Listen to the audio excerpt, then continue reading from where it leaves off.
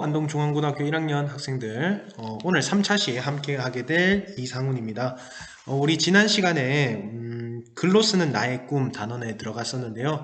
우리가 진로와 관련된 진로 소개하는 글 쓰기라는 수행평가를 하기 위해서 우리가 쓰기란 무엇이고 그 다음에 쓰기 과정은 어떻게 되는지 간략하게 설명을 했었는데요. 오늘 또 거기에 대해서 자세하게 알아보고 오늘 나오는 과제물 한번 같이 훑어보도록 하겠습니다. 일단 우리가 지난 시간에 쓰기란 무엇이다 라고 했었습니다. 쓰기라는 것은 단순히 어떤 행위가 아니라 우리가 어떠한 나의 생각과 감정을 표현하는 한 수단으로 의미를 구성하는 과정이다 라고 얘기를 했습니다. 또 우리가 쓰기를 하면은 우리가 어떤 사람에게 읽혀지기를 원한다 그랬죠. 그래서 필자만 존재하는 것이 아니라 그 글을 읽고 어떤 피드백을 하는 독자도 존재한다. 그리고 또 필자는 그 독자의 글을 보고 서로 소통하게 된다라고 했었습니다. 그래서 쓰기 과정은 어찌 보면 우리는 사회적 상호 소통을 위한 상호작용을 위한 행위다 라고 볼 수가 있겠죠. 일종의 대화라고 볼 수가 있겠습니다. 글로 하는 대화. 자, 그래서 우리가 쓰기는 어떤 일련의 과정을 통해서 이루어진다 라고 했었습니다. 자, 만약에 우리가 선생님이 여러분들한테 무언가를 쓰라고 하면은 우리가 뭘 먼저 하게 된다고 그랬죠? 네, 그렇죠. 우리가 이걸 왜 쓰는지, 그 다음에 누구한테 쓸 것인지, 어떻게 쓸 것인지, 무엇을 쓸 것인지 생각하게 된다는 거죠. 그래서 왜라는 것은 우리가 목적, 글을 쓰는 목적, 그 다음에 누구한테 쓰지라는 건 글을 읽는 독자는 누군가, 그 다음에 어떻게 쓴다는 건 글을 실을 매체는 무엇이고 무엇을 쓸까라는 건 글의 주제, 내용이 되겠죠. 이 네 가지를 고려하게 되는데 이 단계를 뭐라고 했습니까? 계획하기 단계라고 했습니다. 그 다음으로 우리가 글감을 마련해야겠죠. 그 글감을 마련하는 과정을 우리는 자료 수집하기라고 합니다. 자료를 수집할 때는 우리가 기존에 가지고 있던 배경 지식을 활용할 수도 있고 또는 책이나 인터넷이나 다양한 곳에서 우리가 자료를 수집할 수 있겠죠. 자, 그 다음으로 우리가 그 중에서 쓸 수 있는 내용을 선정하기 과정이 있겠죠. 글을 쓰려면 글감을 마련해야 되는데 글감을 여러 가지 모아가지고 다 쓸 수는 없으니까 그 중에 선정하는 거예요. 그 다음은 우리가 내용을 단순히 그 글감을 쭉 이었으면 글이 되는 것이 아니죠. 글이 되기 위해서는 글의 순서 처음, 중간, 끝에 맞게 이 내용을 조직해야 합니다. 내용 조직하기. 그리고 마지막으로 우리가 글을 쓰면 되겠죠. 표현하기. 띄어서 쓸게요. 표현하기. 자, 그러면 글을 다 쓰면 끝인가? 아니죠. 글을 쓰다가 주제에 벗어난 문장이 있을 수도 있고 또 틀린 단어가 있을 수도 있고 또 이 내용이 읽어보니까 문맥에 맞지 않을 수도 있겠죠. 그래서 우리가 고쳐쓰기 단계를 거친다고 했는데 이 고쳐쓰기는 항상 마지막에 오는 것이다. 아니죠. 계획을 할 때도 고쳐 쓸 수 있고 자료를 수집할 때도 고쳐 쓸 수 있고 내용을 선정하다가 고쳐 쓸 수도 있고 내용을 조직하다가 고쳐 쓸 수도 있다라는 겁니다. 그래서 이 고쳐 쓰기는 언제나 모든 과정에 적용될 수 있기 때문에 우리는 이런 쓰기 과정을 다시 돌아갈 수 있다. 그래서 획기적인 과정이다 라고 얘기할 수 있겠죠. 자, 우리가 지난 시간에 배운 내용은 이 내용입니다. 그러면 우리가 본격적으로 교과서를 보면서 이 과정, 쓰기 과정이 계획하기, 자료 수집하기, 내용 선정하기, 내용 조직하기, 표현하기, 고쳐쓰기가 어떻게 이루어지는지 이 한 예쁜 여학생의 말을 보면서 과정을 보면서 함께 배워보도록 하겠습니다. 그리고 오늘 여러분들 과제가 하나 있는데요. 과제는 여러분들이 직접 이 진로 소개하는 글을 쓰기 위해서 계획하기 단계에 해당하는 우리가 이 과정을 과제물로 제출하는 것이 되겠습니다. 어디다 제출하냐고요? 마찬가지 통합과학 카페 국어 게시판에 올려주면 되겠죠. 1에서 4반이 있고요. 5에서 6반이 있는데 자신의 반에 해당하는 게시판에다가 올려주면 되겠죠. 자, 그러면 교과서를 같이 보도록 하겠습니다. 자, 교과서 24쪽을 먼저 볼까요? 자, 우리가 쓰기 과정에서 제일 첫 번째, 누구한테 쓸까? 우리가 이걸 왜 쓰는가? 무엇을 쓰고 어떻게 쓸까?를 계획하는 계획하기 단계예요. 그래서 이 친구도 마찬가지 자신의 진로와 관심 분야와 관련된 책을 읽고 그와 관련된 글을 쓰려고 하는 것이죠. 그래서 나와 관심 분야가 같은 친구들과 함께 책을 읽고 책 내용과 관련해 이야기해 보면서 내 진로를 구체적으로 탐색할 수 있었어. 내가 탐색한 내용을 더 많은 사람과 공유하기 위해 우리가 사회적 상호작용이라 했습니다. 내 꿈인 로봇공학자에 대한 글을 쓰고 싶어. 우선 글을 쓰려는 목적 동그라미 한번 칠까요? 그 다음에 글의 주제, 그다음 예상 독자 동그라미 치자, 매체까지 이 네 가지를 분석해서 글쓰기 계획을 세워볼 거야 라고 해서 밑에 보면은 이런 식으로 이 학생이 구체적으로 적어줬다라는 거예요. 이 글을 쓰는 목적은 뭘까? 로봇공학자에 대해서 쉽게 이해할 수 있도록 로봇공학자에 대한 정보를 전달하는 글을 쓸 거야. 정보 전달하는 목적이죠. 목적은 정보 전달이다. 자, 근데 우리가 목적이 여러 가지가 있을 수 있는데 정보 전달, 잠시만요. 전달이 목적일 수도 있고 또 자신의 이 감정 표현을 위해서 우리가 글을 쓸 수도 있고요. 아니면은 상대방을 설득하기 위해서 자신의 주장을 펼치기 위해서 글을 쓸 수도 있어요. 그래서 이런 목적에 따라서 글의 종류가 달라진다는 거. 정보를 전달하는 글은 설명문이 되겠죠. 자기 감정 표현하는 글은 여러 가지가 있지만 우리 수필이라든가 또는 뭐 문학들 또는 편지글, 일기글이 되겠죠. 설득 주장하는 것은 우리가 논설문이라고 합니다. 자, 그래서 이 목적을 정한 뒤에 이 글의 주제는 무엇일까? 그럼 로봇공학자에 대한 정보를 전달하는데 그 내용도 엄청나게 방대할 거 아닙니까? 그래서 로봇공학자에 대한 소개를 쓰겠다고 이렇게 주제를 정했습니다. 뭐 로봇공학에 진학하는 방법 또는 로봇공학과 관련된 학과 내용 또는 로봇공학이 어떤 미래의 비전이 있는지 등등 주제가 여러 가지가 있을 수 있는데 이 학생은 로봇공학자에 대한 소개를 하기로 했나봐요. 예상 독자는 나와 관심 분야가 비슷하거나 로봇공학자가 어떤 직업인지 궁금한 사람들이 읽을 것 같아. 그래서 이 사람들을 염두에 두고 결국 청소년들을 예상 독자로 설정을 했네요. 그러면 청소년을 예상 독자로 했으니까 당연히 글을 쓸 때 청소년들이 이해할 수 있는 쉬운 어휘 또는 문장으로 글을 써야 되겠죠. 그럼 어떤 매체에 실을 것인가? 이 학생은 청소년들을 독자로 설정했으니까 그 청소년들이 좋아하는 SNS를 활용하겠다라고 적어줬네요. 자, 이런 식으로 목적, 독자, 주제, 매체를 설정을 했네요. 계획하기 단계였습니다. 자, 그러면 우리가 이제 뭘 해야 되나요? 그렇죠. 그 글감을 선정을 해야겠죠. 자료를 수집하고 적절한 내용을 선정을 해야 되겠습니다. 이 학생이 로봇공학자에 대한 소개를 쓰기로 했으니까 로봇공학자와 관련된 자료를 먼저 수집을 해야겠죠. 자, 그래서 이제는 글로 쓸 내용을 마련해 볼까? 일단 내가 알고 있는 내용과 알고 싶은 내용으로 정리해 봐야겠지. 자, 내가 알고 있는 내용을 뭐라고 그러죠? 배경 지식. 그렇지. 내가 기존에 가지고 있던 배경 지식과 그다음에 알고 싶은 내용은 뭐 아까 얘기했듯이 책에서 찾을 수도 있고 인터넷에서 찾을 수도 있겠죠. 또는 뭐 신문이라든가 각종 죄송합니다. 신문이라든가 각종 매체를 통해서 찾을 수 있겠다.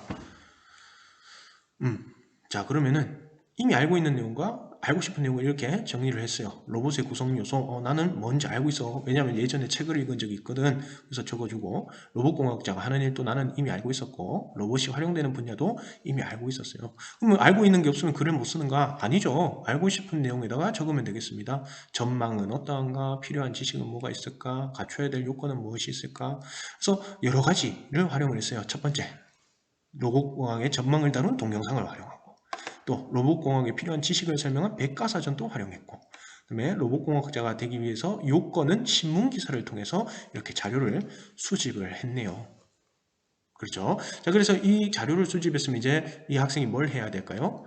자기가 이 모든 걸 쓰면은 글이 너무 방대해지니까 자기가 쓸만한 내용을 선정을 하는 과정을 찾아야겠죠. 자, 그 다음 그럼 우리가 이제 뭘 해야 되죠? 내용을 순서에 맞게 정리를 해야겠죠. 그래서 그 다음 단계는 내용 조직하기 및 표현하기입니다. 내용 조직하기는 아까 말했듯이 글의 순서에 맞게 내용을 조직해야 됩니다. 이거 컴퓨터가 조금 느리네요. 글의 순서에 맞게 내용을 조직한다. 자, 글의 순서는 보통 처음, 중간, 끝의 순서를 가지고 있죠. 그래서 이 순서에 맞게 내용을 배열을 해야 됩니다. 그럼 우리 보통 처음에는, 글의 처음에는 뭐가 들어가는 게 좋을까요? 당연히 이 독자의 흥미를 끌고 주목시킬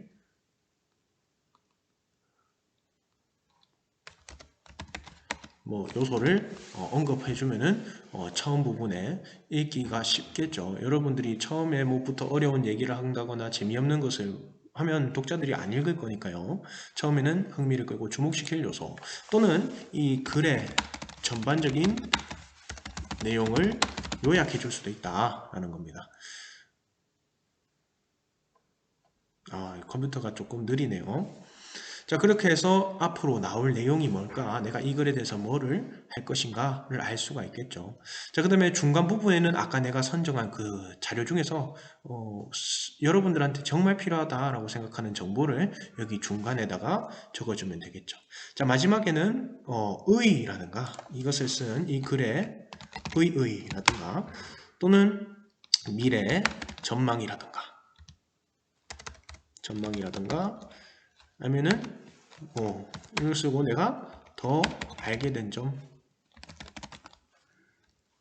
같이 이 글을 다시 한번 더 강조하는 부분을 이 마지막 부분에다가 쓰면 되겠죠. 자, 그래서 이런 식으로 글을 여학생이 써줬네요. 자, 그러면 우리 한번 같이 읽어보도록 하겠습니다.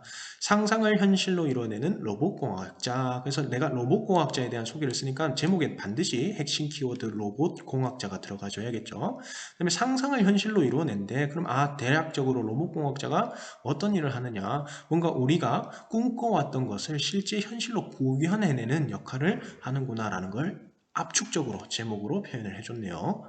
많은 전문가가 미래 사회의 유망 직종으로 인공지능 전문가, 로봇공학자, 로봇윤리학자 등 로봇과 관련된 직종을 꼽고 있습니다. 이 가운데 로봇공학자는 어떤 일을 하는 사람일까요? 질문을 한 이유는 내가 여기에 대해서 이야기를 할 거다 라는 거 알려주는 거죠. 제 꿈이기도 한 로봇공학자를 소개합니다. 자, 이렇게 처음 부분을 시작을 했어요. 그래서 요즘에 이런 직장들이 유명하다. 그 중에서 나는 무엇을 할 것이다. 그래서 또 흥미를 끌고 글의 전반적인 내용을 전반적인 내용은 아니고 여기서 우리가 핵심적인 부분을 무엇인지에 대해서 알려주고 있죠. 자, 그 다음 중간 부분부터 보면은 로봇공학자는 산업, 군사, 의료, 가정 등 다양한 분야에서 이용할 수 있는 로봇을 연구하고 개발하는 일을 합니다. 자, 이거는 본인이 알 수 있는 정보일 수도 있고요. 아니면 자신이 백과사전에서 찾은 정보일 수도 있겠죠. 이렇게 기본적인 개념을 먼저 설명을 합니다. 보통 중간에 본론이 시작될 때는 기본 개념을 먼저 설명해 주는 것이 좋다라는 겁니다. 왜? 그 개념에 대해서 모르고 있는 게 대부분이니까요. 이 지금 글을 쓰는 독자도 청소년이잖아요. 맞죠?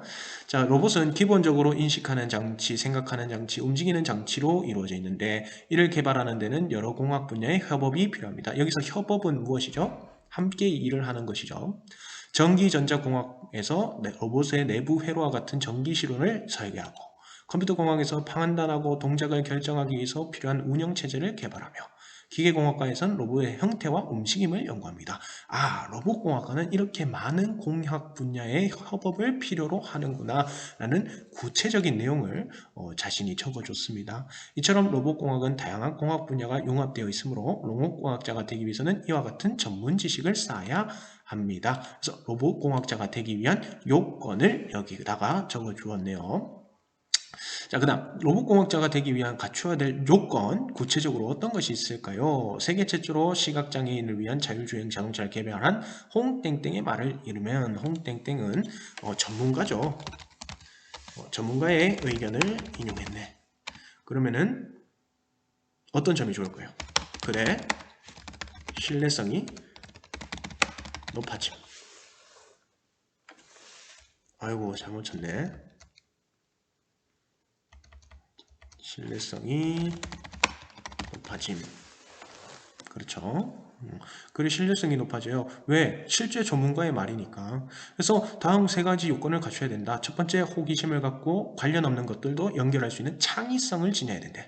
호기심과 창의성. 그다음 실패 속에서도 배움을 찾고 포기하지 않는 열정, 끈기를 가져야 되고, 마지막으로 인간의 삶에 도움을 주려는 따뜻한 진심을 지녀야 됩니다. 훌륭한 인성을 가져야 된다. 이 세 가지 요건이 로봇공학자가 돼야 될 요건이라고 하네요. 그래서 이 문단에서 말하고자 하는 예시를 정확하게 들었습니다.